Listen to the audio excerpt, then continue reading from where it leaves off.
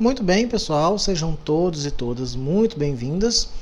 Bom, eu fiquei devendo para vocês uma aula introdutória, do nosso tema gerador, História das Mulheres. Era para a gente ter feito um encontro, mas, como ficou bem esclarecido, a gente não pôde fazer esse encontro porque tivemos aula. Tivemos uma reunião pedagógica no momento e acabou que eu fiquei devendo para vocês essa aula introdutória, tá bom? Nós já estamos na segunda semana do nosso tema, mas eu estou deixando para vocês aqui no nosso tópico de primeira semana esta aula introdutória e aí nós daremos continuidade em nossos encontros a partir das leituras que eu estou deixando para vocês no segundo tópico, ok? Vejam bem, no nosso tema gerador não haverão aulas gravadas. Esta vai ser a única aula gravada, que será uma aula introdutória. As demais serão, as aulas acontecerão em nossos encontros remotos, ok? E, obviamente, nós vamos gravar esses encontros remotos para consultas posteriores. Tudo bem? Bom, pessoal, nós estamos começando, então, o nosso tema gerador, onde nós estamos falando sobre história das mulheres e relações de gênero. Na verdade, nem é um tema gerador, é um tema de aprofundamento, que está sendo dividido entre 3 professores, eu, professor de Sociologia e Filosofia, o professor Christoph, que é professor de História, e a professora Daisy, que é da área técnica de saúde, aqui para o curso técnico de vigilância em saúde. Nós temos aí alunos do primeiro ano do ensino médio e do segundo ano do ensino médio. Vamos tentar fazer este tema de aprofundamento corroborando o nosso objeto de estudo específico, História das Mulheres e Relações de Gênero, e para que nós consigamos discutir todos estes fenômenos no que diz respeito à concepção, a ideia de mulher, os significados e representação de mulher, e a partir dessas ideias e significados, outras concepções de gênero, e movimentos humanos, sociais, do que vem a ser o ser mulher. Nós faremos isso a partir de concepções da história, concepções da sociologia, concepções da antropologia e por aí vai, tá certo?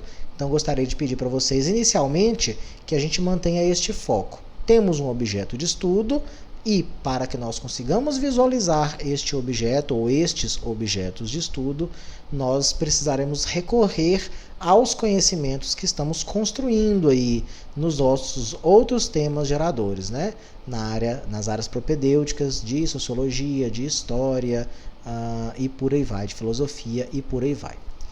Bom, pessoal, o primeiro ponto que é interessante que nós consigamos trazer à tona para a gente, obviamente estou dizendo para vocês que é uma introdução, então nós não estamos nos comprometendo a um aprofundamento inicial, o aprofundamento ele vai se dar ao longo de todo o tema, mas de forma introdutória para que a gente compreenda uma história das mulheres, eu vou trazer para vocês uma concepção do que seria uma história cultural. Veja bem, o que eu estou querendo chamar a atenção para vocês aqui.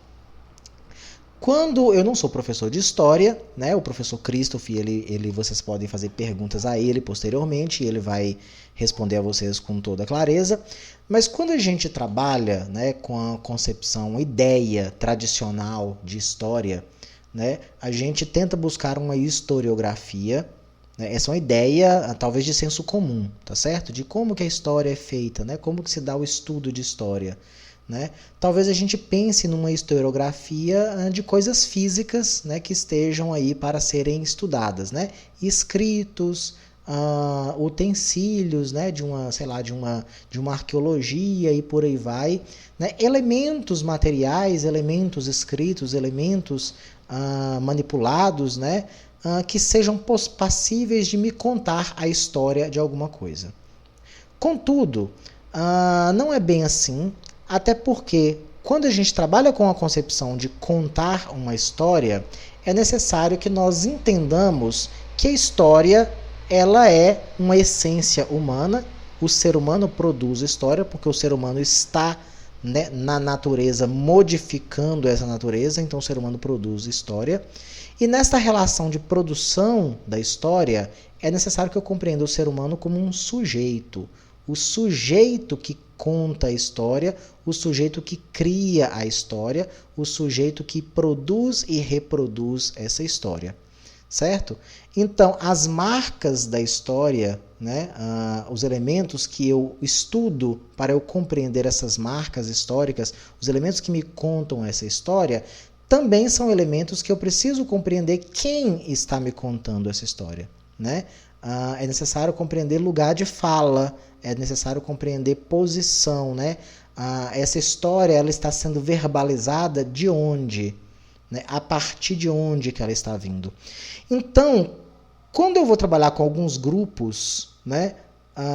Por exemplo, mulheres, negros e por aí vai, eu vou perceber que dentro da concepção histórica existe um silêncio de alguns grupos. Né? Alguns grupos são silenciados porque nós caímos naquela ideia de que a história ela é contada pelos vencedores. A história ela é contada pelos protagonistas. A história ela não é contada pelos coadjuvantes. A história não é contada pelos perdedores. Né? Então existe uma invisibilização. Né? Dentro de um estudo mais histórico, e o professor Christopher tem mais propriedade do que eu para falar isso, da parte da escola dos análises, até a escola dos análises, nós vamos perceber que toda a história é uma história política. Né? Política essa que é obviamente feita por homens. É uma história militar, né? A história dos grandes eventos militares, a história dos grandes eventos políticos. Somente a partir da escola dos análises, né? Movimento, né, de estudo, é que os historiadores passam a buscar outras, né, vertentes, outros elementos que estavam mais à margem desta política, dessa história política e dessa história militar. Então, outros elementos passam a ter, né, os historiadores passam a se interessar por esses outros elementos. E quando parte-se para um estudo destes outros elementos, será percebido a falta, né, de elementos materiais ou tradicionalmente vinculados, que pode ser objetificado dentro de uma historiografia. Né? Falta, por exemplo, quando eu vou trabalhar com a ideia de uma história das mulheres, por exemplo, né, falta comentários sobre o que é a mulher. Né, quem foram as mulheres, a não ser comentários de homens. Né, eu vou encontrar falas sobre as mulheres, eu vou encontrar alguma coisa que me diga quem eram as mulheres, mas veja, se eu entendo o ser mulher como uma representação, né, então eu preciso compreender que existe uma perspectiva dessa representação, onde é necessário localizar a fala da mulher sobre a mulher. Né? Não apenas isso, mais do que isso. Só que eu não encontro, né? Eu encontro os grandes eventos humanos, né, os chamados grandes eventos humanos, como grandes eventos masculinos. Quando eu vou fazer um estudo dos grandes eventos militares, são grandes eventos masculinos, sempre tudo dentro de uma perspectiva e dentro de uma ótica do mundo masculino. Né? Bom, pois bem, isto vai ser resolvido com um artifício que ele é bastante importante, que os antropólogos gostam de trabalhar bastante com isso, e os historiadores, né, modernos agora, contemporâneos, também trabalham bastante com isso, que é uma concepção de uma história cultural. Certo? Por que uma história cultural? A história cultural é uma concepção que se dá a partir da seguinte perspectiva. Eu entendo que o ser humano ele produz história. O ser humano ele vive, ele modifica as coisas, ele significa as coisas, e neste estar num processo de vivência, de experimento, o ser humano está concebendo história. Pois bem, uma outra coisa que o ser humano produz também é a cultura.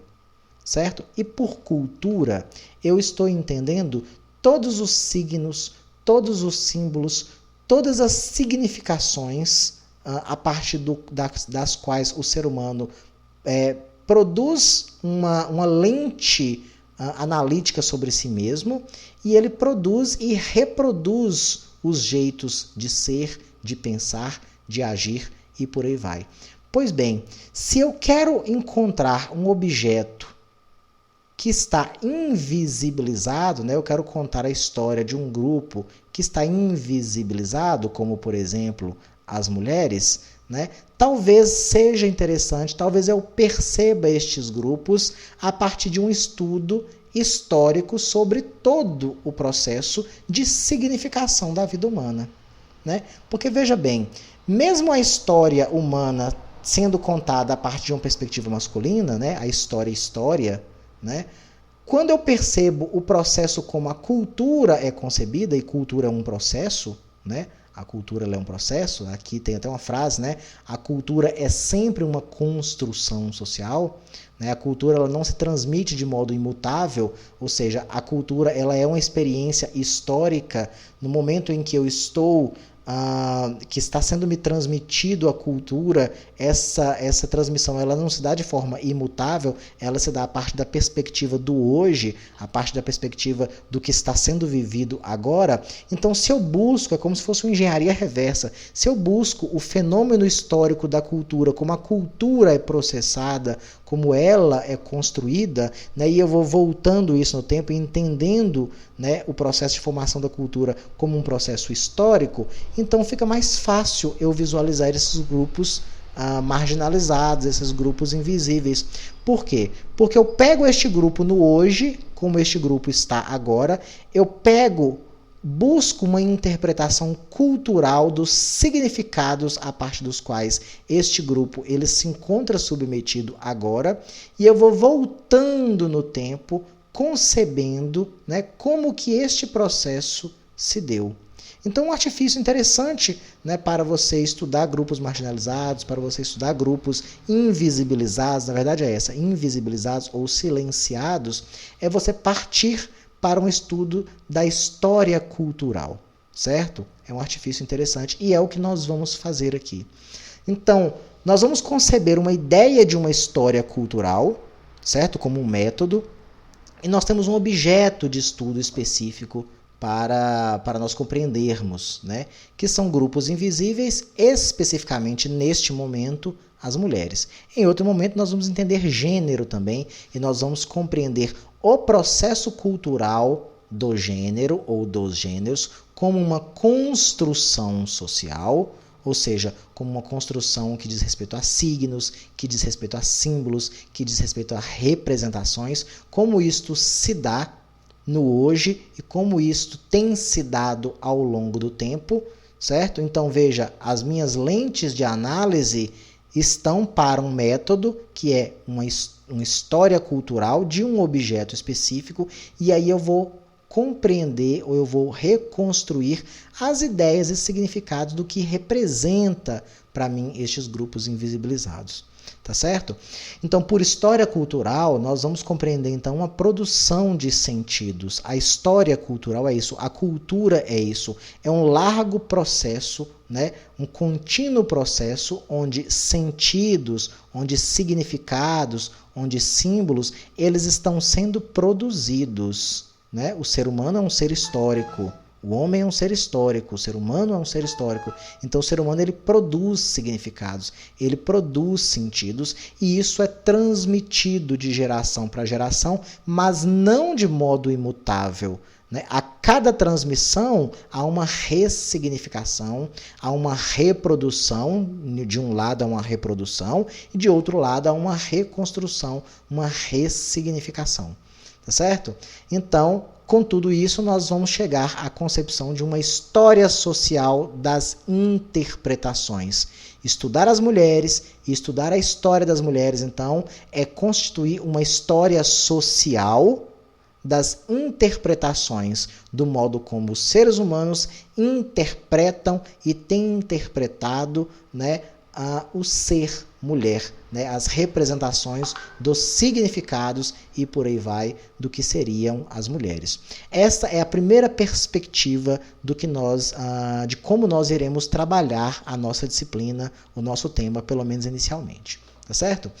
Bom, tendo entendido isso, a gente parte para um outro artifício, né, do nosso estudo, que vai ser compreender o seguinte: nós iremos né, neste momento inicial, construir uma ideia de uma história das mulheres, mas nós faremos isso a partir de um paralelo, que é construir, né, compreender a história das mulheres a partir daquilo que nós iremos chamar de história do feminino, em paralelo à história do masculino.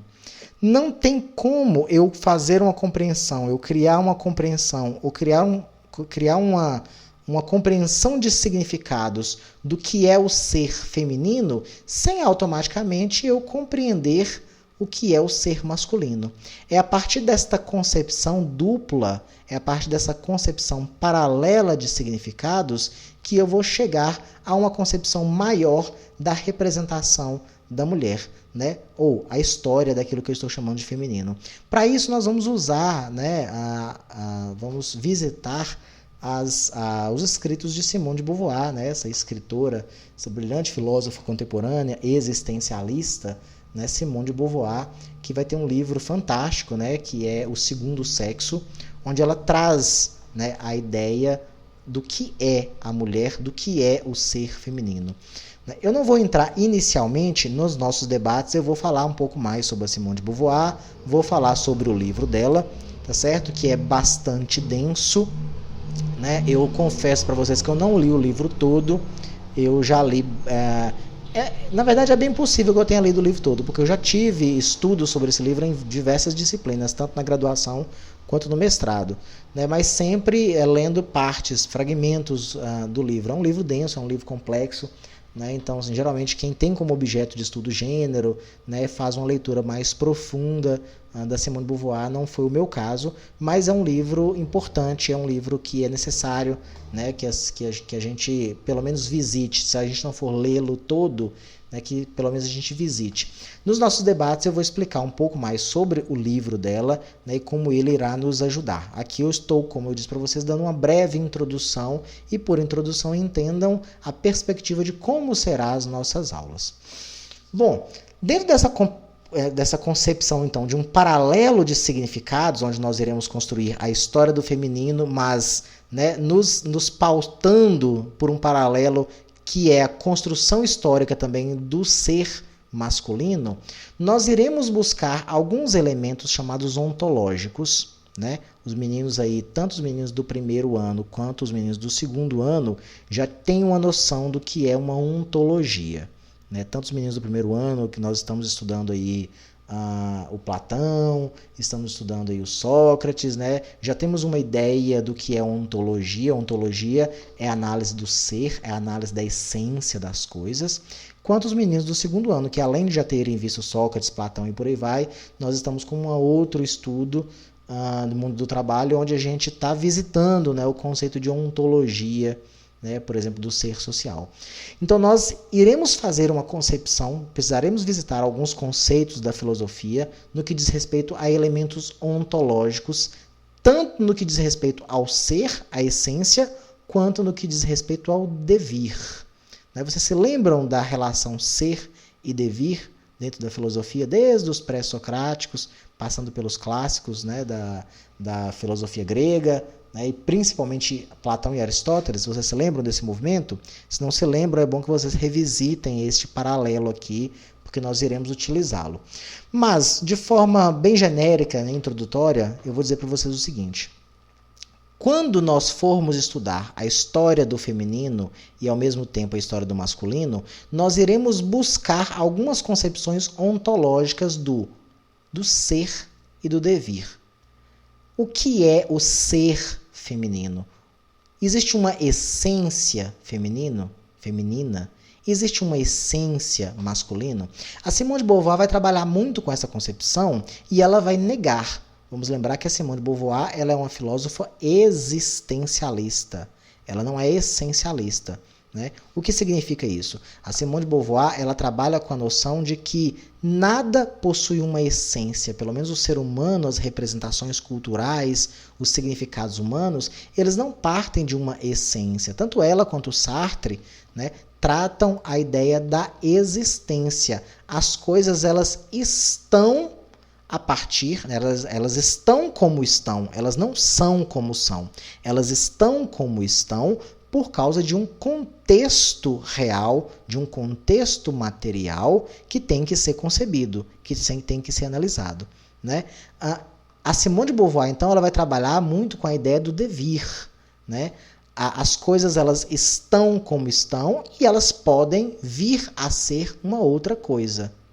Então ela vai trabalhar, olha, hoje nós concebemos, a Simone de Beauvoir vai trabalhar isso, nós concebemos uma ideia do que é ser feminino, mas essa ideia não passa de uma ilusão, não passa de um ser, não passa de um estar, né? Nós estamos construindo uma ideia, né, do que seria um ser feminino, mas isto diz respeito à experiência da mulher, à experiência do homem ao longo da história até hoje, que construiu essa perspectiva, né?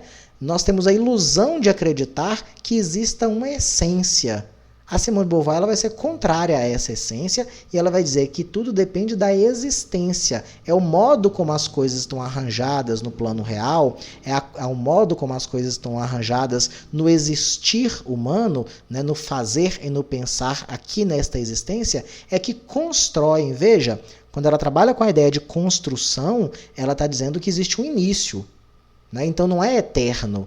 Essência parte da ideia de eterno, né? As coisas são como são, porque a eternidade, durante toda a eternidade, foi daquele jeito. Essência diz respeito à imutabilidade. Simone de Beauvoir, ela vai ser contrária a essa ideia de essência, ela vai dizer, olha, as coisas estão, elas não são. E para eu compreender o estar, eu preciso compreender todos os fenômenos reais existentes, né, da existência humana, como eles se deram e como eles foram construídos, né? Então isso vai ser bastante importante, esses elementos ontológicos e talvez até teleológicos, né, do nosso estudo. Nós vamos trabalhar com essas concepções, vamos ter que visitar essas concepções filosóficas, tá certo? Outro elemento que vai ser importante no nosso estudo sobre tanto a história do feminino como a história do masculino, nós tentaremos ver isso ali ao longo dessas próximas 2 semanas, são uma concepção dos elementos políticos e sociais desta relação. Nós trabalharemos com a ideia de poder, com a ideia de submissão de um grupo sobre outro, né? E dentro dessa relação política social, dessas relações de poder, nós entenderemos como que um discurso se torna hegemônico, né? Por exemplo, a Simone de Beauvoir, ela vai perceber que no estar feminino, a forma como a mulher ela está construída, a percepção que homens e mulheres fazem do feminino e do ser mulher hoje, né, parece estar legitimado por um discurso hegemônico. É um discurso que convence, é um discurso fácil e que convence, e esse discurso nada mais é do que uma relação de poder. Então veja, se eu percebo o ser feminino como um ser inferior ao masculino, se eu percebo o ser feminino como um ser submisso ao masculino, isso não diz respeito a uma essência. A mulher, ela não é menor do que o homem, a mulher, ela não é pior do que o homem, ela não é um ser incompleto, mas existe um discurso que convence, um discurso hegemônico que assim constrói essa concepção. Existe um discurso hegemônico que abarca toda a sociedade, que abarca todo o universo, tanto masculino como feminino, que constrói esse discurso, constrói esse signo, certo? Que hierarquiza a sociedade em um modo onde se percebe o homem como um ser completo e se percebe a mulher como um ser incompleto. Veja, isso não é essência. Simone de Beauvoir, ela vai trabalhar muito com essa concepção. Gramsci, né, trabalhando o conceito de hegemonia, também vai trabalhar muito com essa concepção. Então isso não é essência. Não existe uma essência da mulher como sendo feminina, mas a existência, o modo como as coisas estão arranjadas agora, colocam a mulher nesta posição. Como a Simone de Beauvoir trabalha com a ideia do devir, então ela vai trabalhar com a ideia de que, olha, pode ser diferente. É possível que seja diferente. Óbvio que não é tão simples modificar isso. Depende de uma série de fatores, mas não é tão simples modificar isso. Mas tudo está em um devir. Tudo está em movimento, certo? O hoje é a construção de como as coisas se deram ontem, e o futuro, o amanhã, é uma construção, será uma construção a partir daquilo que faremos hoje. Então as coisas estão no movimento do devir, né? Como exemplo do discurso hegemônico de relação de poder, é a concepção, por exemplo, de que existiria uma essência materna, de que existiria uma essência amável das mulheres, né? Uma concepção bíblica de que, olha, Deus criou o primeiro homem, Deus criou a primeira mulher, né? E ali Deus trouxe uma essência para o homem e a mulher, essência essa que é imutável e por aí vai, né? Então, por exemplo, chega o dia 8 de março, nós começamos a dar flores para as mulheres e começamos a ressaltar essas essências femininas, mulher, mãe, amável, compreensiva, né? Ou seja, eu estou caracterizando um discurso, trazendo um discurso como se aquela fosse a essência feminina, como se aquilo fosse o padrão, né? E qualquer mulher que não se enquadre dentro daquela perspectiva seria um acidente, seria uma anomalia e por aí vai. Né? Então são discursos, são exemplos, né, de como nós criamos discursos que se tornam hegemônicos, ou seja, abarcam toda a sociedade, abarcam todos os indivíduos, inclusive mulheres, certo? Mas isso nada mais é do que uma relação de poder, né? É um poder sutil, né? Não é um poder violento, é um poder onde eu hierarquizo, a sociedade hierarquiza as coisas, né? Não a partir da violência, mas a partir do discurso, a partir de uma ideologia que se torna hegemônica. Então nós iremos estudar isso também, estes elementos serão importantes também na nossa disciplina. Tá certo? Bom, eu espero que não tenha ficado muito confuso. O que eu quis trazer para vocês aqui hoje é: nós iremos iniciar o estudo sobre a história das mulheres, prosseguiremos com o estudo das relações de gênero, tentaremos nos aprofundar nisso, mas para que nós consigamos aprofundar nisso, nós precisaremos observar esses objetos, né? Mulher, gênero e por aí vai, a partir de concepções daquilo que nós estamos estudando e que nós já estudamos em filosofia, em sociologia, em história e por aí vai. Tá certo? Então é um exercício. O nosso tema é um tema de aprofundamento. Então é como se a gente pegasse algo que é básico. Nós já vimos algumas coisas de filosofia, já vimos algumas concepções de ontologia, já vimos alguns filósofos, tanto clássicos quanto contemporâneos. Nós vamos aprofundar estes estudos que nós fizemos nesses pontos de vista. Eu, por exemplo, vou trazer mais dessas concepções filosófica e sociológica. O professor Christoph vai aprofundar alguns conceitos históricos e por aí vai, dentro de um objeto específico, tá certo? Obviamente que nós iremos com calma, iremos fazer isso de forma paulatina, né, respeitando os limites da educação básica, que é aquilo que nós estamos experimentando, tá certo? Esta é uma aula introdutória. Eu preciso que vocês façam as leituras que estão sendo recomendadas, que vocês assistam os vídeos extra, né? Não são obrigatórios, mas é interessante que vocês façam assimilem esses vídeos também. Para quê? Para que nos nossos encontros remotos nós dialoguemos, né? É fundamental o debate, é fundamental que dúvidas sejam colocadas, que interpretações sejam colocadas, para que arestas sejam aparadas e nós consigamos, né, construir um conhecimento um pouco mais profundo, né, tanto sobre a história das mulheres, sobre relações de gênero e por aí vai, quanto às próprias concepções propedêuticas, né, das nossas disciplinas. Tá certo? Espero que não tenha ficado confuso. Qualquer dúvida, entre em contato comigo. E é isso aí, estou à disposição de vocês. Bons estudos.